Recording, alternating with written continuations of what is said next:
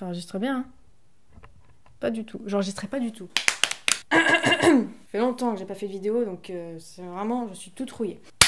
Bonjour à tous et bienvenue dans cette nouvelle vidéo. Aujourd'hui, nous allons parler du festival du film romantique de Cabourg, édition 2020, qui est une édition assez particulière à cause du confinement, du Covid, de la pandémie.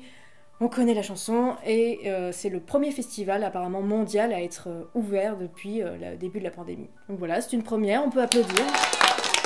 Ce que je voudrais dire du coup, c'est revenir un petit peu sur ce qui s'est passé pendant le festival, quelles ont été les nouvelles conditions. Ça fait maintenant 5 ans que je me rends au festival en tant que bénévole et en tant que festivalière, donc c'est vrai que j'ai pu ressentir une nette différence avec les éditions précédentes, mais c'est normal puisqu'il y avait maintenant des mesures sanitaires liées à la pandémie qu'on connaît actuellement, donc c'était particulier, mais je vais revenir là-dessus. Le festival du film romantique de Cabourg, c'est un rendez-vous qui est assez important dans le cinéma français, puisque voilà, déjà ça fait 34 ans que ça existe, et de ce qu'on a pu voir parmi les lauréats, parmi les films qui ont pu être en compétition, qui ont pu être récompensés, ce sont des films assez importants.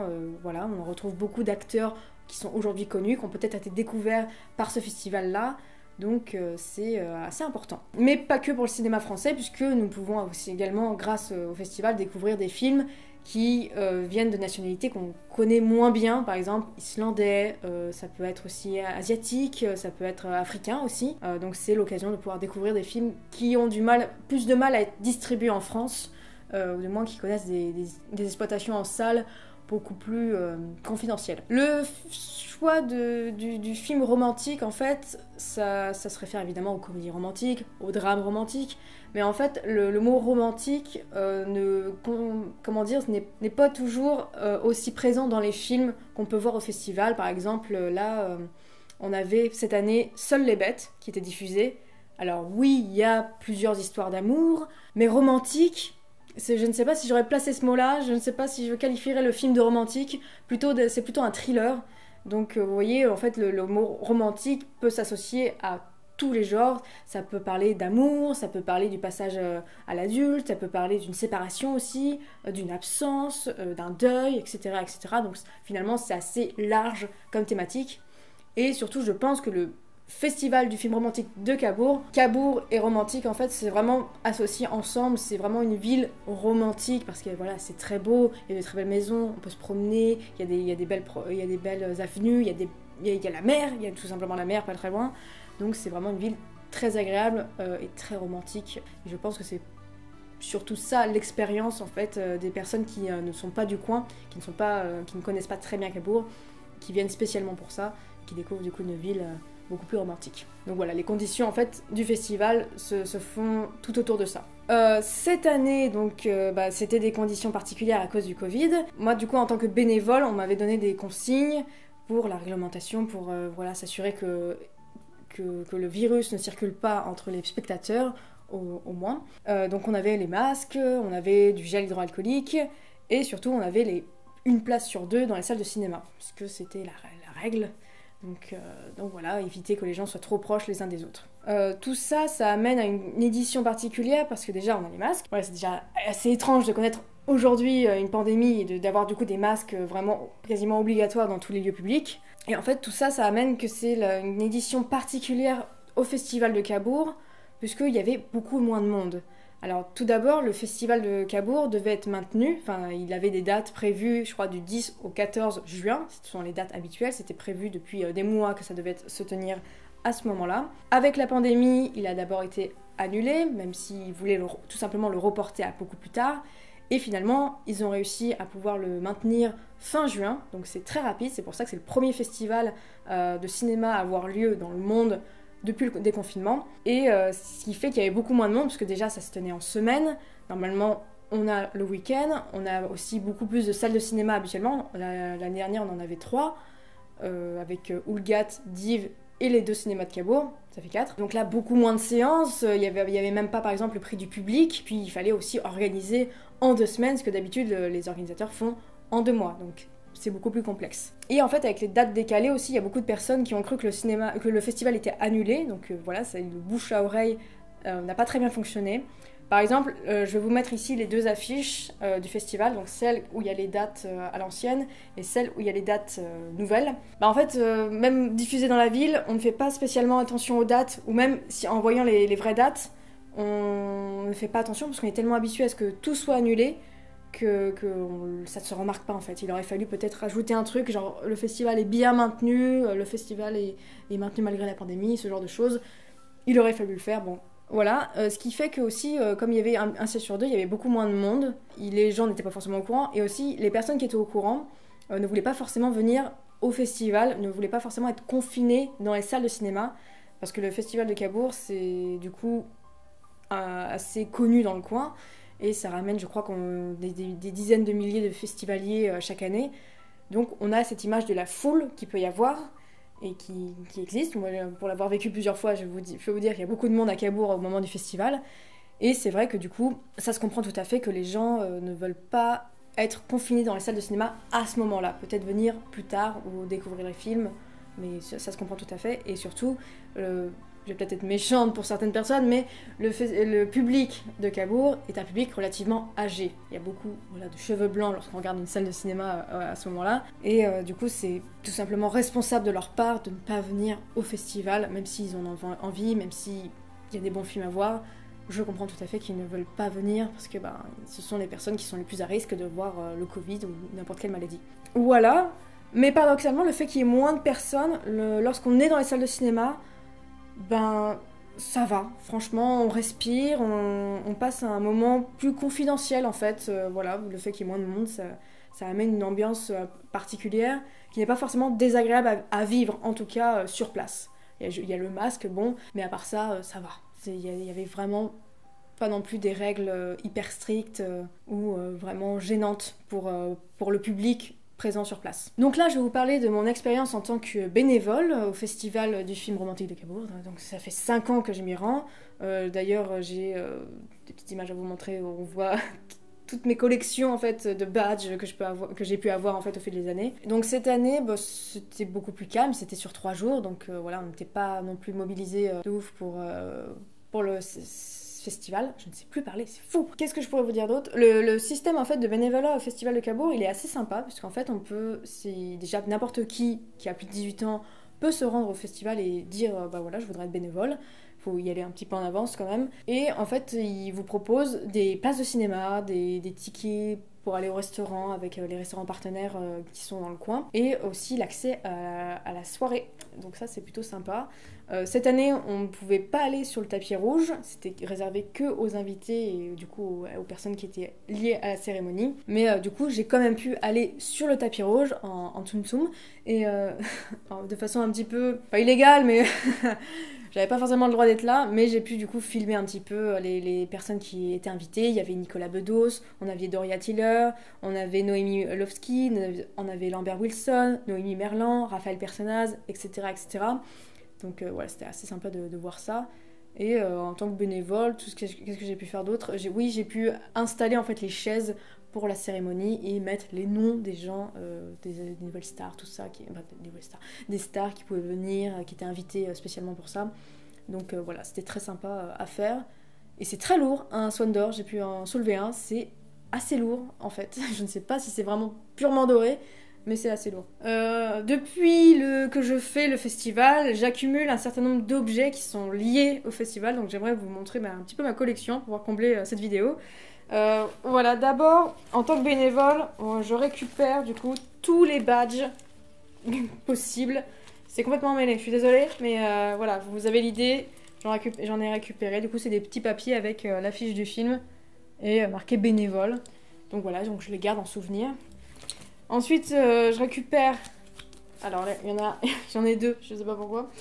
Je récupère en fait les catalogues. Donc voilà, ça se présente comme ceci. Et fait amusant, j'ai mon nom dans le catalogue, à la toute fin. Voilà, très sympa. Ensuite, un objet un petit peu plus insolite.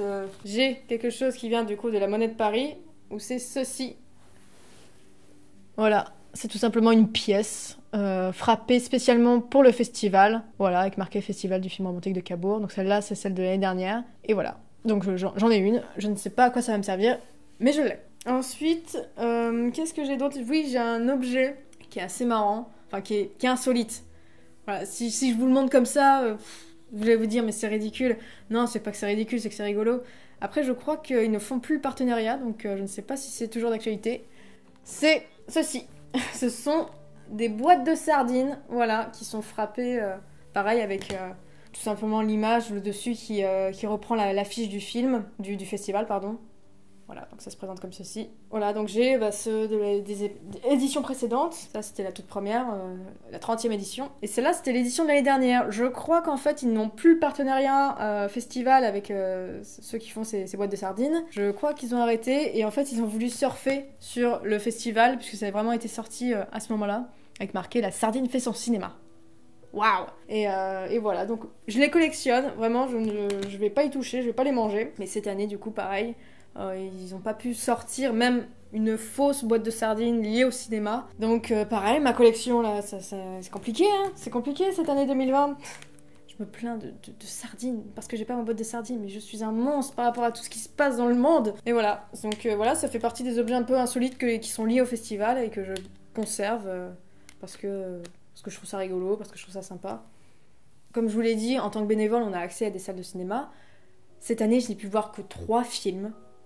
C'est très peu par rapport aux éditions précédentes, mais ce sont les circonstances, donc c'est pas grave. Je suis déjà très contente de les avoir vus, parce qu'en plus, les 3 films que j'ai vus, je les ai beaucoup aimés, chacun à leur façon, donc je vais vous en parler un peu dans l'ordre chronologique que je les ai vus.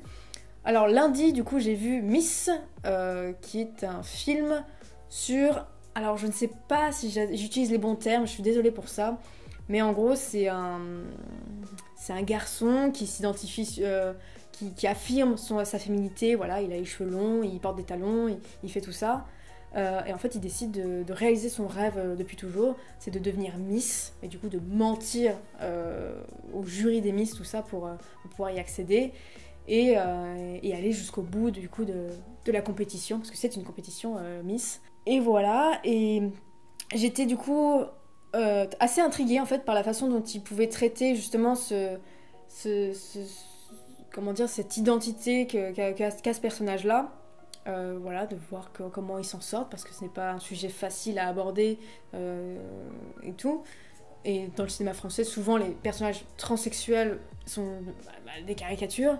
Et là, je trouve que le film, il est plutôt honnête, il est plutôt familial, voilà, bon, on reste dans la caricature, notamment avec les personnages secondaires, mais il est de bonne facture, c'est pas un chef-d'œuvre, mais le message, il est assez positif, et vraiment, on a le personnage principal est positif pour la communauté LGBTQ. Et je trouve aussi que l'acteur principal, j'ai plus le nom, c'est Alexandre, je sais que c'est Alexandre, mais alors lequel, je trouve qu'il est bien choisi, c'est un mannequin à l'origine, qui justement, un mannequin garçon, qui justement joue beaucoup sur son aspect androgyne, pour pouvoir faire des mannequinats, des photos de mode vraiment particulière, vraiment qui joue là-dessus, et je trouve vraiment que c'était vraiment bluffant d'avoir cet homme qui fait croire qu'il est une femme.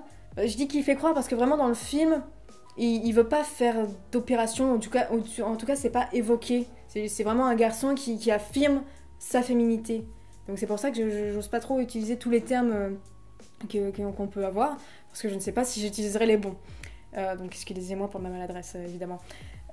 Donc voilà, et c'est vraiment quand on le voit avec le reste du casting qui est féminin, c'est lui qui fait le plus féminin. C'est ça qui est ouf. C'est vraiment, il est belle. Enfin, je sais pas comment dire, mais vraiment c'est bluffant. C'est vraiment bluffant. Donc voilà, donc Miss, j'ai beaucoup aimé. Voilà, j'aurais des défauts à dire, notamment sur les personnages. Voilà, sur la caricature, sur le scénario, c'est un peu prévisible, c'est un peu déjà vu. Mais c'est de bonne facture, c'est très bien fait, c'est très agréable, et c'est assez nouveau, en tout cas original dans le cinéma français, donc surtout grand public. Donc voilà, il sortira au mois de septembre, donc je vous encourage à aller le voir et à vous faire votre propre avis, évidemment. Ensuite, en deuxième film, j'ai vu sur le Cinéplage un film qui s'appelle Un vrai bonhomme. Je crois que c'est Benjamin Parent qui l'a réalisé. C'était le scénariste de Mon Inconnu, que j'avais beaucoup aimé l'année dernière. Et ce film-là, en fait, raconte l'histoire de deux frères. Donc on a le petit frère qui s'appelle Tom, qui est un peu plus mince, qui est un peu plus petit, qui fait pas vraiment son âge, donc voilà, il est assez intimidé par tout ça, et il rentre dans un nouveau lycée, où voilà, il connaît personne, donc il va vouloir essayer de s'affirmer du mieux qu'il peut. Et on a son grand frère qui est tout le temps avec lui, qui s'appelle Léo, qui est joué par Benjamin Voisin, qui a reçu le prix du meilleur espoir dans un rôle masculin. Et du coup, le petit frère est vachement influencé par la présence de son grand frère, sauf qu'au bout d'un moment, il va vouloir essayer de s'affirmer un peu plus par lui-même, donc il va devoir se détacher de son frère. C'est un film que je vous recommande beaucoup, parce que vraiment, sur le cinéplage, du coup, il y avait beaucoup de personnes, ça a ri, ça a pleuré, ça a applaudi à la fin. Je peux vous dire que j'ai vraiment passé un très bon moment devant ce film. Il fait partie pour le moment de mes chouchous de l'année 2020. Donc vraiment, je vous le recommande. Et surtout, je vous recommande de ne pas en savoir trop non plus sur le film. Là, j'ai fait un résumé, mais vraiment raccourci, de chez raccourci. Parce que y avait un élément assez important dans le film que je ne connaissais pas et qui n'était pas dévoilé dans le résumé qu'on nous donnait pour vendre le film au festival. Donc c'est pour ça que je n'ose pas trop vous en dire plus, parce que nous on a eu la surprise en le voyant, donc j'espère que vous aurez aussi la surprise et que vous serez bien surpris. Voilà, donc un vrai bonhomme, je vous le recommande chaudement. Ensuite, pour le dernier jour du festival, j'ai vu The Singing Club, donc c'est réalisé par celui qui avait fait The Full Monty, qui était une comédie anglaise qui avait beaucoup marché à l'époque, qui était très drôle. Et ici, nous suivons les épouses en fait de soldats de nos jours. Voilà, l'histoire se passe en 2011, c'est une histoire vraie, sur du coup les épouses de soldats. Les soldats sont partis en mission, et du coup les femmes qui vivent dans cette espèce de caserne militaire, avec leurs enfants, tout ça, et qui attendent leurs époux, ils vont devoir s'occuper pour éviter de penser au fait que leur conjoint est sur le front, donc ils peuvent être blessés, ils peuvent mourir, donc pour éviter de penser à ça, et de garder espoir, de garder le moral, elles essaient de faire des clubs un peu à droite à gauche, et ici elles vont faire un club de chant. Ça va créer des liens entre les personnages féminins, donc on a beaucoup de personnages féminins, ça c'est assez cool. On a Kristen Scott Thomas dans le rôle principal, ou du moins c'est l'actrice la plus connue du casting. Et voilà, et c'était très sympa, c'est de l'humour à l'anglaise, voilà, un peu piqué, un peu noir et tout. Et je peux vous dire que pareil, je suis très facile à faire pleurer, mais j'ai vraiment pleuré plusieurs fois devant le film parce que c'est très touchant. C'est des femmes qui ont peur pour leur conjoint, qui ne peuvent pas y faire grand chose et qui attendent en fait et qui espèrent, s'il y a des militaires qui arrivent de façon pour annoncer un deuil, qui espèrent que ça tombe pas sur elles en fait. Donc voilà, c'est vraiment un film que je vous recommande. Il va sortir début juillet, donc voilà, je vous le recommande. C'était très sympa. Merci d'avoir suivi cette vidéo jusqu'au bout, j'espère que ça vous a plu et que ça vous a donné envie de découvrir le festival de Cabourg, peut-être l'an prochain, ou peut-être de tout simplement vous renseigner sur les films qui ont pu être diffusés aux éditions précédentes, puisqu'il y a vraiment des pépites. Je vous laisse découvrir tout ça, et je vous dis à la prochaine pour une prochaine vidéo. Salut!